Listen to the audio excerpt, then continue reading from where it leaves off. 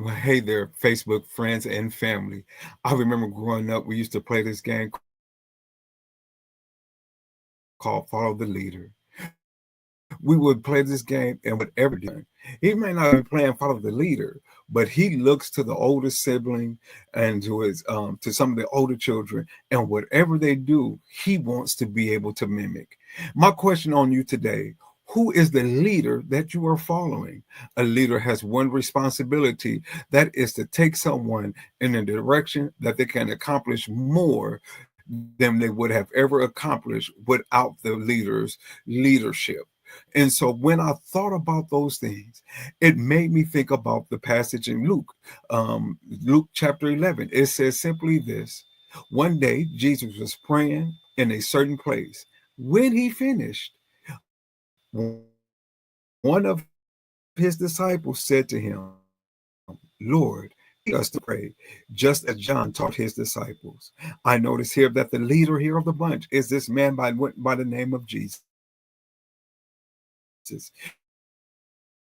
Jesus had people that were following, that were disciples, following behind someone that is receiving instructions from someone else. I notice here in this text that these disciples, they have seen other people praying. They seen John and how he taught and trained his people how to pray. And this would have been something that would have been evident even in their day and time, that when they were up under someone's leadership, they would be like an apprentice, and they was there to learn all that they could. I could just imagine maybe someone in carpentry wanting to learn how did they get to such a precise measurement with things.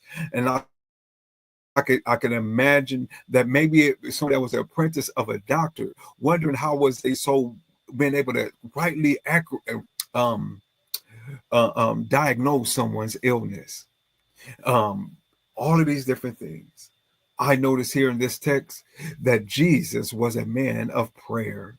Prayer is simply just having this opportunity to commune with the sovereign God. It's the opportunity where you can share with God and allow God to be able to share with you. And one day, that's according to the text, according to Luke chapter 11, Jesus, he was praying, and there was a certain place. It doesn't tell us where, but it was a particular place. Maybe it was particular because it was something he was always seen doing, or place that he was and whatever came in. When he had finished praying in that place, it doesn't tell us which one, but it allows us to know that there was more than one. And when the disciple spoke, he spoke on behalf of everyone. And he said, Lord, this great title of master, this leader, he said, teach us to pray. I find that to be interesting that it did not say how, but just simply teach us to pray. Notice what he does here. He says, just as John taught his disciples. Leaders are able to see great and be able to exemplify great skills of leadership. And I find it interesting that these disciples, even though they saw what they wanted being duplicated in another space, they relied on faith. For you, my prayer is that you will be someone that exemplifies prayers so, so much in your life that it will cause your spouse, it will cause your children, it will cause those that want to mimic you in your life to want to ask the question, teach me to pray. And I believe that that is an opportunity to show character and the leadership of Jesus.